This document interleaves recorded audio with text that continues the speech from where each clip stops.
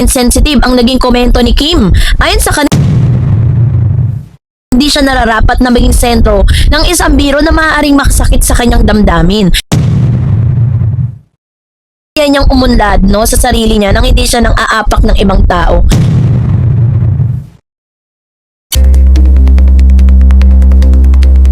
Reaksyon ni Miss Raisa May Dizon sa pambabatikos na ginawa nitong si Miss Kim Chiu abay trending at pinag-uusapan ngayon sa social media. Ang lahat ng yan, but before that, nag-trending sa social media si Kim Chiu matapos siyang makatanggap ng sari-saring reaksyon mula sa mga netizen kaugnay ng isang biro na binitawan niya sa isang segment ng noontime program na kanyang kinabibilangan. Ang insidente ay mabilis na kumalat sa iba't ibang social media platform at naging paksa ng discussion ng mga tagahanga at mga manonood. Ayon po sa mga ulat, naganap ang kontrobersya sa isang comedy segment kung saan nakikipagbiruan si Kim Chiu sa isang celebrity guest. Sa naturang eksena ay nabanggit ang karakter ng Lotus Feet, isang nakakatakot na karakter na ginagaya sa palabas sa gitna ng kanilang palitan ng biro. Nasabi ni Kim na kamukha umano ng karakter si Raisa May Dizon. Doon ang pagkakamali niya, lalo na sobrang init po ng pangalan ni Raisa May ngayon, 'di ba? Lalo na meron pong experience si Raisa May kung paano po siya dati ay talagang dati ay parang kinukutya at sa kabila ng mga pangkukutya na naganap noon ay nanatili pong tahimik si Miss Raisa. And talagang nung nakuha niya yung simpatya ng mga tao kung paano siya nakaranas ng pangmamaliit ng ibang tao, parang naging mas sensitive na yung mga tao pagdating po kay Miss Raisa May. Hindi nagtagal ay umani ng iba't ibang reaksyon ang naturang pahayag at maraming netizen ang nagsabing hindi umano naging angkop ang biro dahil nadamay si Raisa May Dizon kahit wala naman itong kinalaman sa segment. Para sa ilang manonood, hindi dapat gamitin ang pangalan ng isang tao bilang punchline ng biro, lalo na kung maaari itong ituring na panlalait o pangungutya. May mga nagsabi ring tila naging insensitive ang naging komento ni Kim. Ayon sa kanila, bilang isang veteranong host at artista, inaasahan nilang magiging mas maingat siya sa mga salitang ginagamit sa harap ng publiko. Naniniwala ang ilan na ang isang simpleng biro ay maaaring magkaroon ng negatibong epekto, lalo na kapag mabilis itong kumalat sa internet. Sa kabilang banda, mayroon ding mga taga-suporta ni Kim Chiu na nagsabing hindi naman umano masama ang intensyon ng aktres. Para sa kanila, bahagi lamang ito ng spontaneity ng isang live television program kung saan minsan ay may mga birong hindi agad nasusukat ang magiging epekto sa mga manonood. May ilan ding nagsabing hindi dapat agad husgahan ang personalidad batay lamang sa isang maikling video clip. At ayon sa kanila, kilala si Kim bilang masayahin at palabiro kaya posibleng wala siyang layuning manakit ng damdamin ng iba. Samantalang marami namang netizen ang nagpahayag ng suporta kay Raisa May Dizon. Pinuri nila ang dating child star dahil nananatili itong tahimik sa gitna ng kontrobersya. Wala ring inilabas na opisyal na pahayag si Raisa tungkol sa issue sa oras ng paglalathala ng mga ulat. Ipinunto rin ng ilang netizen na matagal ng positibo ang imahe ng Raisa May sa industriya mula sa kanyang pagsisimula bilang Little Miss Philippines hanggang sa pagiging television host at actress. Nananatili umano siyang malayo sa mga kontrobersya. So dahil dito, marami ang nagsabing hindi siya nararapat na maging sentro ng isang biro na maaaring makasakit sa kanyang damdamin. Habang lumalawak ang discussion, naging usapan din ang hangganan ng comedy sa telebisyon. Marami ang nagsasabing mahalagang isaalang-alang ng mga host ang performers ang epekto ng kanilang mga biro, lalo na sa panahon ngayon kung saan mabilis kumalat ang bawat eksena sa social media. May ilan naman nagsabing hindi dapat mawala ang kalayaan ng mga komedyante at host na magpatawa. Ngunit kailangan rin balansin ito ng may respeto sa ibang tao. Para sa kanila, maaaring maging nakakatawa ang isang programa nang hindi kinakailangang gamitan ng pangalan o pisikal na anyo ng ibang tao bilang paksa ng biro. Sa kasalukuyan, wala pang opisyal na pahayag si Kim Chiu hinggil sa issue. Gayunpaman, nananatiling bukas ang usapin habang patuloy na pinag-uusapan ito sa publiko. Pinapakita rin ng pangyayaring ito kung gaano kalaki ang impluwensya ng social media sa kasalukuyang panahon. Sa loob lamang ng ilang oras matapos ang segment, mabilis na kumalat ang mga video clip, screenshot at iba't ibang opinyon ng netizen. Dahil dito ay talaga namang naging sentro ng discussion ng isyong ito hindi lamang sa entertainment pages kundi maging sa iba't ibang online community. Para sa ilang mga entertainment observers, ang naturang pangyayari ay nagsisilbing paalaala sa mga personalidad sa telebisyon na mas maging sensitibo na ang mga manonood sa mga biro na maaaring makaapekto sa dignidad o reputasyon ng ibang tao.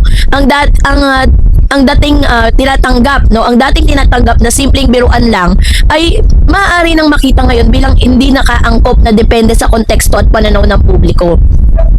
Sa uli, pinapakita ng insidenteng ito ang kahalagahan ng responsableng paggamit ng katatawanan sa telebisyon. Bagamat mahalagang bahagi ng noontime show ang pagpapatawa, mahalaga ring tiyaking hindi ito nagiging dahilan upang maging ang ibang taong nakakaramdam o pamamaliit o panlalait. Habang wala pang opisyal na pahayag mula sa sangkot, patuloy na sinusubaybayan ng publiko ang magiging susunod na kabanata ng isyong ito. Pero sa kaso po kasi ni Miss Raisa May, mula po kasi hanggang ngayon trending pa rin kasi si Raisa dahil po dun sa insidenteng yun. Kasi pagkatapos po mag-trending ni Miss Raisa May dun sa kanyang interview with Miss Tony Talks, 'di ba? Kung paano niya ikinuwento yung mga hindi kagandahan na pangyayari sa buhay niya.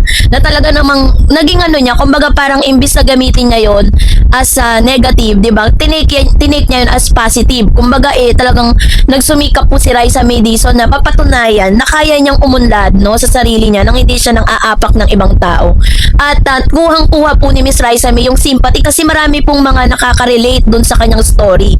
Kaya naman parang hindi po naging katanggap-tanggap sa publiko na maging point person siya pagdating dun sa katatawanan kung saan nabanggit pa nga yung pangalan nitong si Miss Raisa May, 'di ba? Kasi alam natin kasi yung nature ng Showtime, ganun talaga, laitan talaga dun kasi nga si Vice Ganda, yung kanyang way ng pagpapatawa is parang panlalait, 'di ba? At talagang dahil dito ay hindi po nakaligtas si Kim Chiu sa mga ganitong klase ng public scrutiny, talagang public judgment talaga yung naranasan niya dahil po dun sa kanyang sinabi, no, sa isang stint dun sa kanilang show.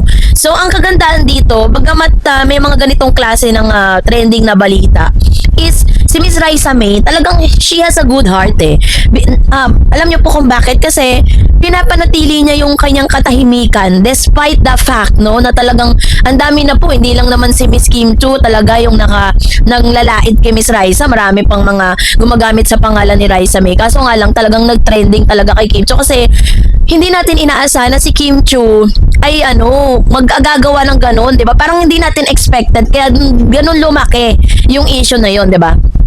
Pero kung tutuusin, si Miss Raisa May po is talagang pinanatili niya yung kanyang peace of mind, pinanatili niya yung kanyang katahimikan sa gitna po ng isyong ito. Never po siyang nagsalita. Yan pong isa sa pinakamagandang reaksyon ni Miss Raisa May. Kasi nga naman, 'di ba, parang imbis na mag-dwell ka dun sa negative na mga balita, why not i-enjoy niya yung moment na to kung saan highlights po ngayon si Raisa dahil po dun sa namumuo na love team nila ni Mr. Beam. Kasi syempre nga naman, yung story na to, matututunan natin na parang hindi mo kailangang pakinggan yung mga negatibo sa paligid mo. Ang tignan mo yung positibong nangyayari sa iyo ngayon. Yun po yung isa sa pinakamagandang aral na pwede nating matutunan sa storya ni Raisa. Tulad ng mga pangyayari sa buhay niya, ang dami ng mga tao nang lait sa kanya, ang dami mga tao na talagang nagpasakit sa damdamin niya, pero ginamit niya yon as positive, no? Kumbaga tinake niya yon as positive na yung outcome sa buhay niya. Hindi niya kailangan mag-dwell dun sa sakit, 'di ba? Kaya naman talagang deserve ni Raisa kung ano yung atensyon na nakukuha niya ngayon sa publiko. So, first date kasama yung mga nanay. tamang umano na sa mga unang date ay kasama pa ang mga magulang.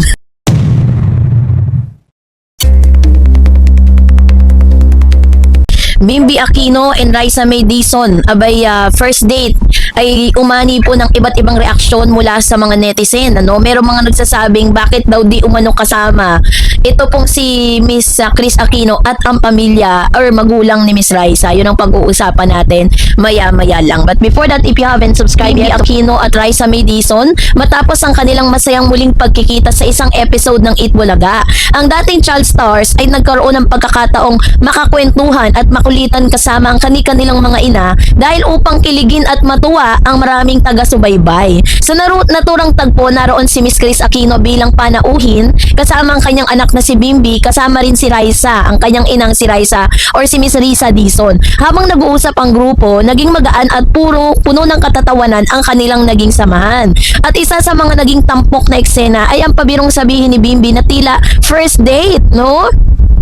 first date nila, yung first date nila Raisa, ngunit kasama ang kanilang mga nanay. Agad naman itong sinagot ni Chris Aquino sa isang nakakatawang hirit na normal lamang umano na sa mga unang date ay kasama pa ang mga magulang. Diba? And then sabi niya, ang biruan ay sinabayan ng tawanan sa lahat ng naroroon at naging isa sa mga pinag-uusapang bahagi ng programa. So, kung mapapansin po ninyo dun sa date is kasama si Miss Miles, tapos si Bimbi, tapos yung isa sa mga taga Eat Bulaga, no? So, i-comment nyo sa comment section sino ba siya, nakalimutan ko yung name niya. Nandun po yung nanay ni Raisa, nandun din si Miss Chris Aquino, diba? Talagang isang full blast date talaga sila, diba?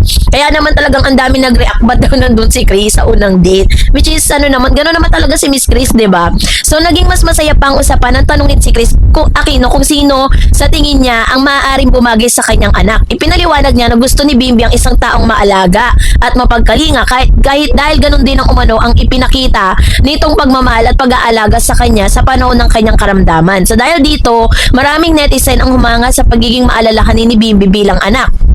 Hindi naman nagpahuli si Raisa sa pagpapatawa sa gitna ng kanilang kwentuhan. Ay nagbiro rin siya dahilan upang lalo pang maging magaan ng atmosphere sa studio. Maraming nagsabing natural ang kanilang samahan dahil matagal na silang magkakilala mula pa nung sila ay bata. Pagkatapos maibahagi sa social media ang mga video ng kanilang pagkikita, mabilis itong nag-viral. Maraming netizen ang kinilig sa tambalang tinatawag nilang maybe, habang iba naman ay nagsasabing dalawang personalidad na lumaki sa harap ng publiko na nananatiling magkaibigan hanggang ngayon. May ilan ding nagpahayag na hindi dapat seryosohin ang usaping date dahil malinaw na bahagi lamang ito ng masayang biruan sa programa. Para sa kanila, ang mahalaga ay ang pagkakaibigan at respeto na ipinakita ni Bimbi at Raisa sa isa't isa. Sa kabuuan, ang muling pagtatagpo nila Bimbi Aquino at Raisa May Dizon ay naging isang positibong balita sa mundo ng showbiz dahil sa halip na kontrobersya ang kanilang naging pagkikita ay naghatid ng kasiyahang nostalgia at inspirasyon sa ng maraming manonood na sumusubaybay sa kanilang paglaki sa industriya.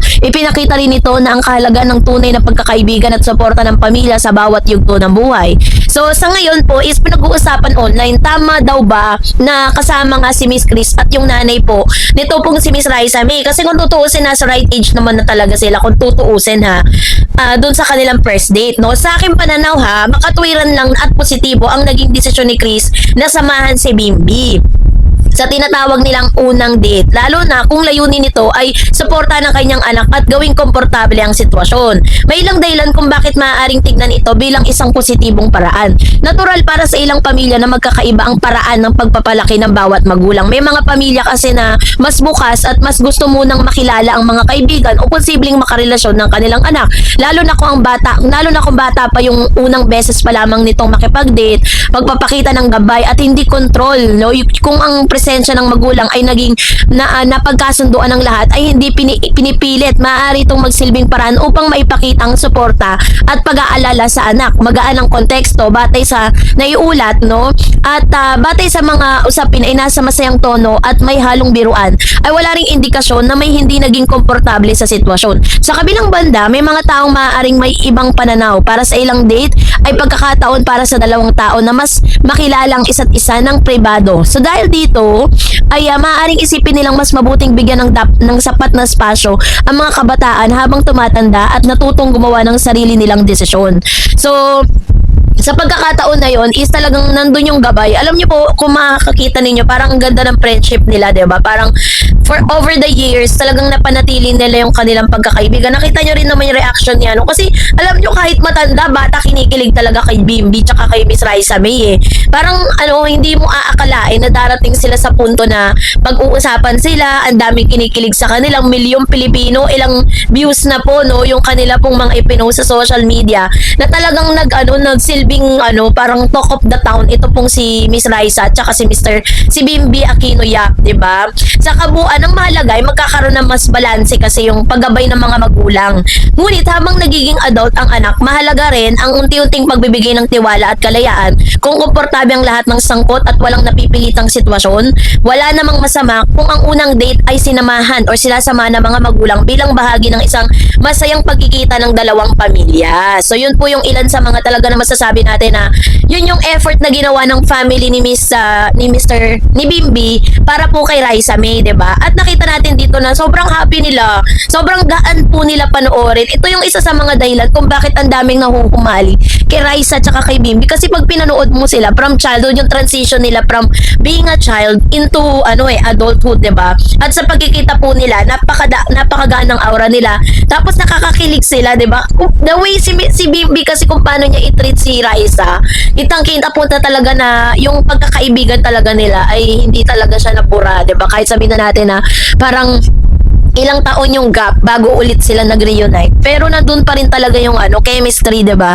Kaya naman talagang tuwan-tuwa din yung marami. Pero kung dun po sa usapin naman na pagkakasama nga ni Miss Chris Aquino, doon po sa unang, hindi naman natin masasabi na talagang date yun, kasi nga parang nag-dinner lang sila sa isang restaurant, ganon. Tapos parang parang getting to know each other sila deeply sa pagkakataon na yun. At ang isa sa mga negotiator doon si Miss Chris Aquino, kasi isa rin sa mga nagustuhan ni Chris dito kay Bimbi, kasi 'di ba sabi niya na never siyang iniwan ni Bimbi. Si Bimbi talaga personal na nag-alaga sa kanya. Kaya deserve talaga ni Bimbi yung attention din na nakukuha niya ngayon sa publiko. Kaya naman, ewan ko sa inyo ha, kung hindi kayo kinikilig ha. So, ano masasabi ninyo patungkol sa kanilang dalawa? Ano yung naiisip nyong pwedeng gawin ng Eat Bulaga para sa kanila?